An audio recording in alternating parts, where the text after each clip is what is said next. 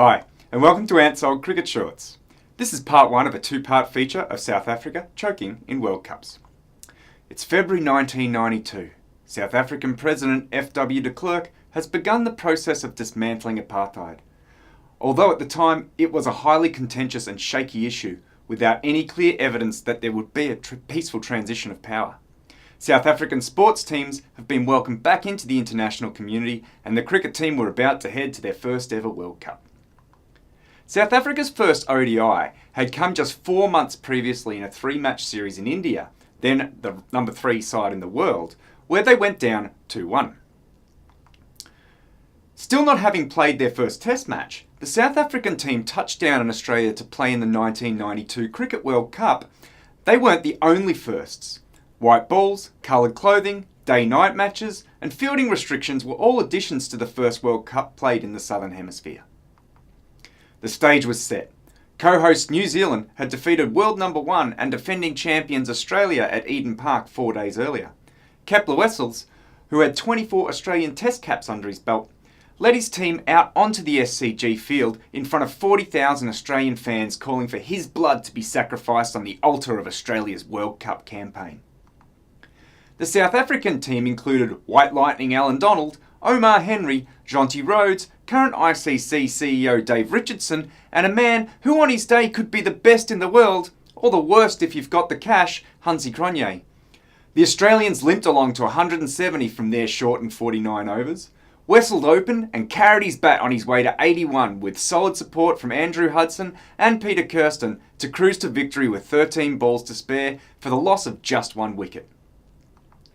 South Africa went down to New Zealand in their second game as the Kiwis romped undefeated through the first 7 of 8 round robin games. Losses to Sri Lanka and England and victories over the West Indies, Pakistan, Zimbabwe and India saw them qualify for the knockout stage in 3rd place. The game against England ended in controversy when a rain delay saw South Africa go from needing 22 runs from 13 balls to 22 from 1 ball. This would see the way rain delay totals were calculated changed to the Duckworth-Lewis system. Under the Duckworth-Lewis system, they would have already been 5 runs ahead. This would become a theme for South Africa in World Cups. 1996 saw the subcontinental countries of India, Sri Lanka and Pakistan host the World Cup. Security concerns saw Australia and the West Indies refuse to play in Sri Lanka, meaning Sri Lanka had passed the group stage before a ball had even been bowled. Meanwhile, over in Group B, South Africa absolutely demolished the UAE, New Zealand, England, Pakistan and the Netherlands to go undefeated through the group stage. Against the UAE, Gary Kirsten set a World Cup record of 188 not out that stood until the 2015 World Cup. Meanwhile, their opponents in the first knockout round, the West Indies, had beaten Australia and Zimbabwe but lost to Kenya by 73 runs to limp into the finals with a negative run rate.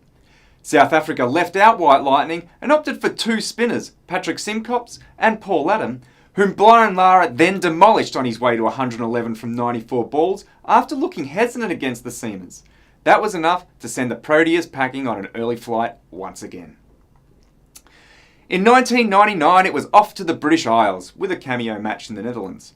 Just a month after the 1996 World Cup, South Africa had taken the number 1 ODI ranking and hadn't let it slip since.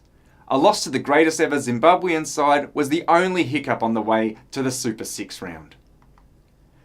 The less said about this round the better. It's best represented by the factoid that Zimbabwe's 3 losses meant they narrowly missed the knockouts on run rate, whilst India's win over Pakistan, a country who they were at war with, meant they were at the bottom of the group 3 points adrift, whilst Pakistan's solitary win against Zimbabwe meant they topped the group. It also meant that Australia faced off against South Africa in a must-win game for the Australians to advance through to meet South Africa in the finals. Yeah, Super Sixes. Steve Waugh's 120 not out, coming in at 3 for 48, made him as a captain. But the game is probably best remembered for Hershel Gibbs stuffing up the celebration after nabbing a sitter from Waugh on 56. Waugh reportedly responded with, "Mate, you just dropped the World Cup." Although Waugh claims he said, "I hope you realise you've just lost the game for your team." I'll leave you to decide on how history should remember that. And so it was that a rematch was set up for the semi-final. The two top-ranked sides in the world facing off to see who would meet the team who had suspiciously only lost matches that didn't matter, Pakistan, in the final. It's the final over of the match. South Africa need 9 to win. Australia, 1 wicket. Waugh tosses the ball to Damien Fleming and tells him to get it over with. Lance Klusener is on strike and Alan Donald is at the other end. First ball, 4. Second ball, 4. Scores level. A tie would do it for Australia to advance. Waugh brings in the field to prevent the single. Third ball, Klusener hits straight to Lehmann, who misses the run-out opportunity as Donald scrambles back into his crease. Fourth ball, again, Klusener mishits to the fielder in Mark Waugh. As Donald watched the ball, Klusener set out on a risky run. By the time Donald realised the run was on, Klusener was nearly at the bowling crease. So off Donald sets forlornly, sans bat, to watch Gilchrist flick his stumps off at the other end. That's all for this episode. Tune in next time, where I'll be going through the rest of South Africa's World Cup chokes.